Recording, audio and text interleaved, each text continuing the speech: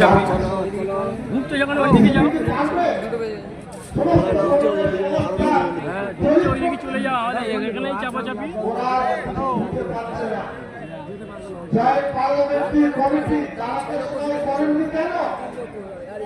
কাশ্মীরের 370 ধারা প্রশ্নে করেননি কেন?